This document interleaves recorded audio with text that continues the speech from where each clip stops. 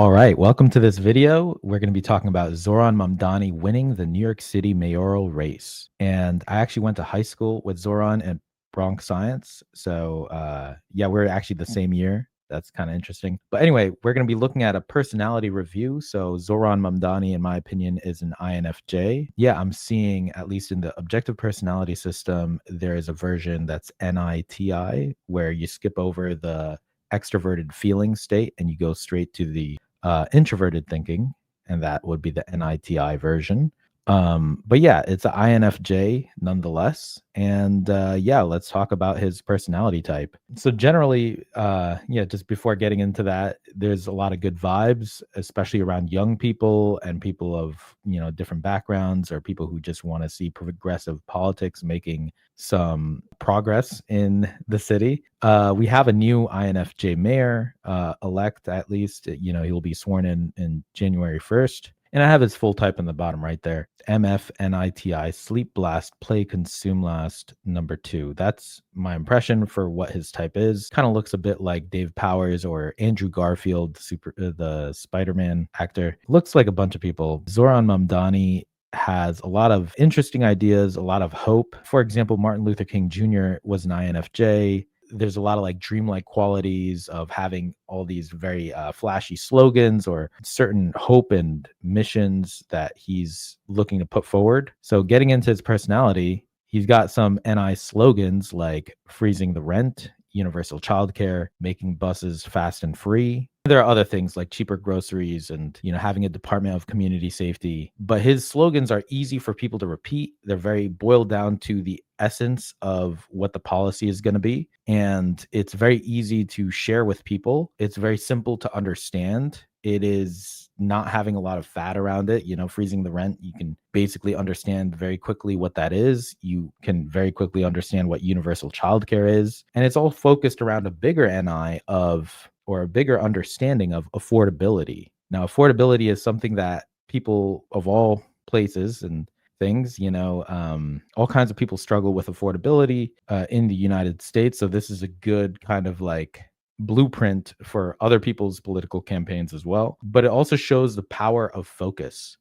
Myself being an ESFP, this is very opposite to how I talk. When I'm speaking, I might have a lot of extra words here and there. But when an introverted intuitive person is talking, the words are very carefully chosen, at least to stay on message.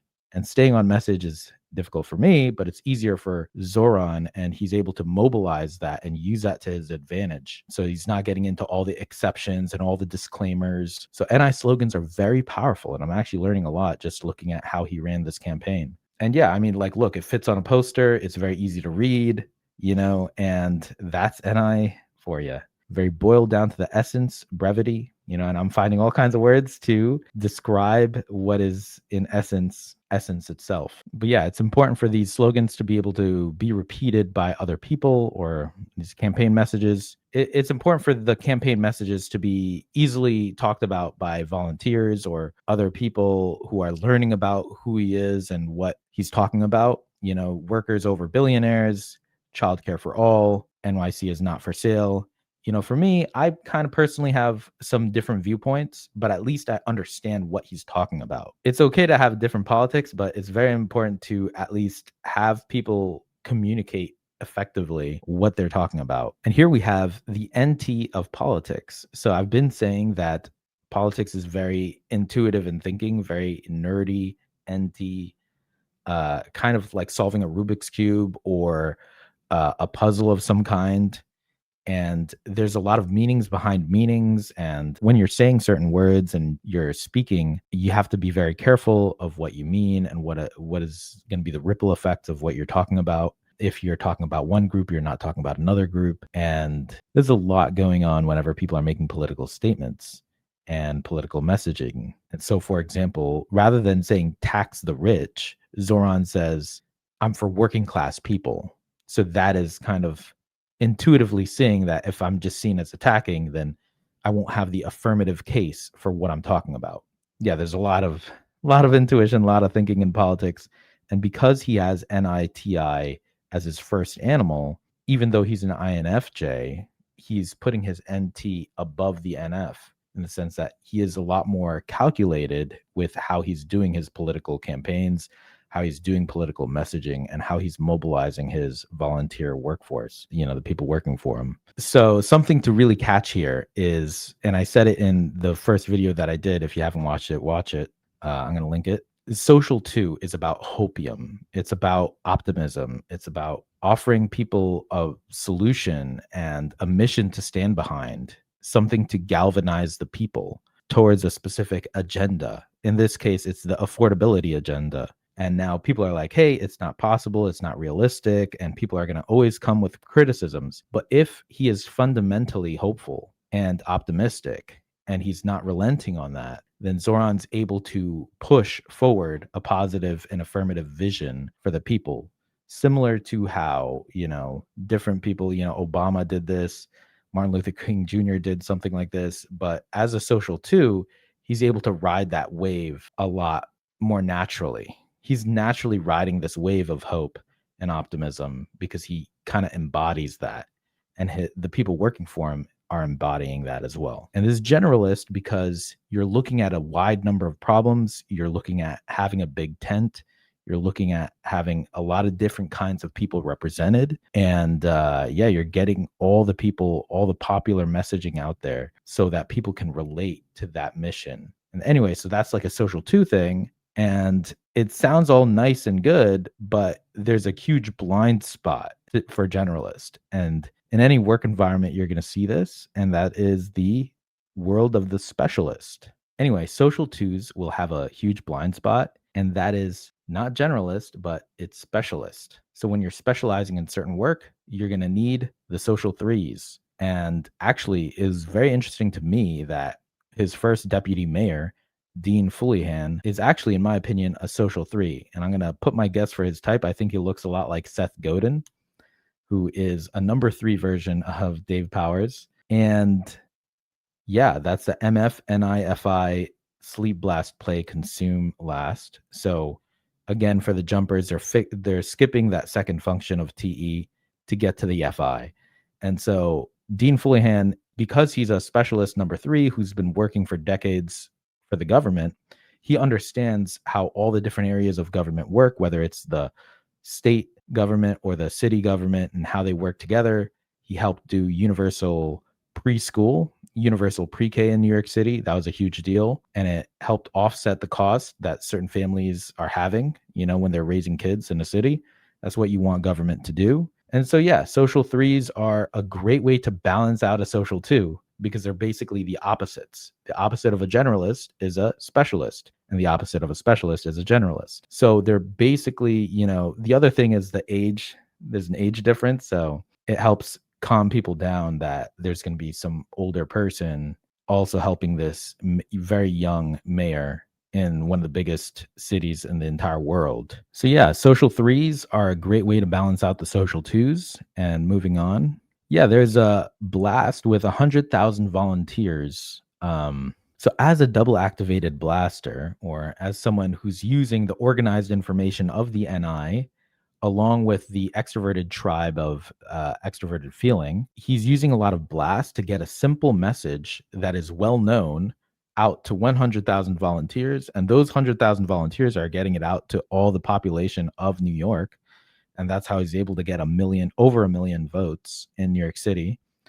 And you see these small campaign slogans, that is wrapped in a nice NI package. So Zohran's political messaging was wrapped in a nice NI package. And you see these signs that are put up, cheaper groceries, childcare for all, workers over billionaires. It's very easy for Zohran to get this message out with the volunteer base, even if some of them may not speak English very well. He's able to communicate this in multiple languages because it's really simplified. So what Blast is doing is it's simplifying a message down and it's getting it out, distributing to a wider network of people. And New York City has almost 9 million people in it currently in 2025. And that's a lot of people to communicate to. So you're going to need Blast. And from what I'm seeing, Zohran has double activated Blast and Consume Last. So he's able to get his message out in this way. There's a lot of ways to be an extroverted person, and this is kind of his way of doing that. And now, just the funny part of its type is that he's masculine sensor and feminine tribe. So that's MF. And you got a lot of MF INFJ rappers. Eminem is double masculine, but other than that, Kendrick Lamar, Snoop Dogg, they're both MF, as well as Zoran. And they're all NITI. So that's something, an interesting cluster or pattern to look at when it comes to rap, because they are basically craftsmen when it comes to the words and the messaging and the symbols in their songs and their raps. It's very interesting.